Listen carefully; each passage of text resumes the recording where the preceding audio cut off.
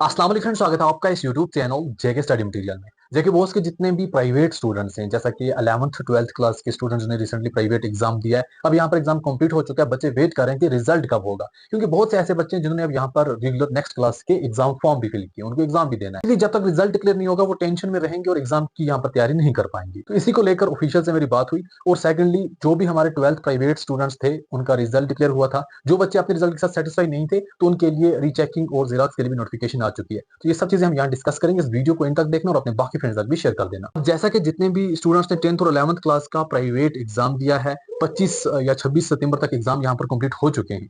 अब रिजल्ट का वेट कर रहे हैं। तो इसी को लेकर मैंने कुछ ऑफिशियल से बात भी की। मैंने बोला कि जितना जल्दी पॉसिबल हो सके रिजल्ट डिक्लेयर करने की कोशिश करो, ताकि बच्चे उसी हिसाब से, क्योंकि बहुत से बच्चों ने रेगुलर एग्जाम फॉर्म भी सबमिट किया है। जिन्होंने 10th का यहाँ पर प्राइवेट एग्जाम दिया उन्होंने 11th के रेगुलर के लिए अप्लाई किया है, और जिनका 11th का था उन्होंने 12th के लिए अप्लाई किया है।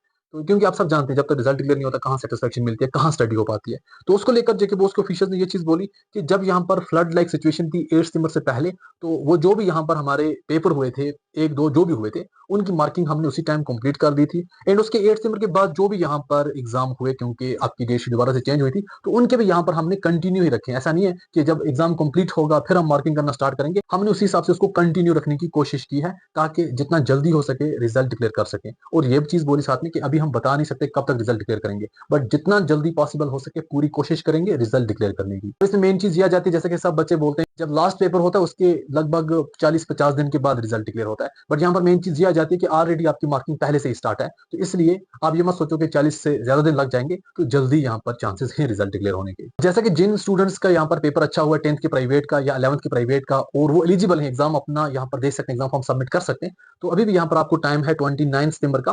तो आप 29 सितंबर को भी अपना एग्जाम फॉर्म सबमिट कर सकते हैं। और आप सब जानते हैं कौन से private students exam form submit कर सकते हैं। 11th रेगुलर में वो स्टूडेंट्स जिनका 10th इस साल यहाँ पर फैब में एग्जाम दिया था और उसमें उनको कोई बैक लगा गया था, बट उसके बाद उन्होंने प्रोविजनल एडमिशन रखी थी। एंड 12th में वो स्टूडेंट्स जिनको 11th में यहाँ पर रेगुलर एग्जाम था फैब मार्च में, फिर उसके बाद उनको उस टाइम बैक लगा गया था, यहाँ पर एग्जाम फॉर्म सबमिट कर सकते हैं। अगर आपका पेपर अच्छा हुआ एग्जाम फॉर्म सबमिट कर दो। 29 सितंबर without late fee last date है, और अपने एग्जाम की तैयारी भी कंटिन्यू रखो। एंड यहाँ पर जो 12th प्राइवेट स्टूडेंट्स हैं जिनका रिसेंटली रिजल्ट डिक्लेयर हुआ, बहुत से ऐसे बच्चे हैं जो अपने रिजल्ट के साथ सेटिस्फाई नहीं है। और कई बार ऐसा होता भी है जेके बहुत वालों की गलत मार्किंग भी होती है। अगर हम प्रीवियस रिजल्ट की अगर हम बात करें, जो रेगुलर एग्जाम हुआ था उसमें भी जब रिजल्ट डिक्लेयर हुआ बच्चों ने रीचेकिंग के लिए अप्लाई किया था, लगभग 2000 से ज्यादा स्टूडेंट्स जो हैं उसके बाद पास हुए। इसका मतलब है जेके बहुत सी गलतियां होती है मार्किंग में।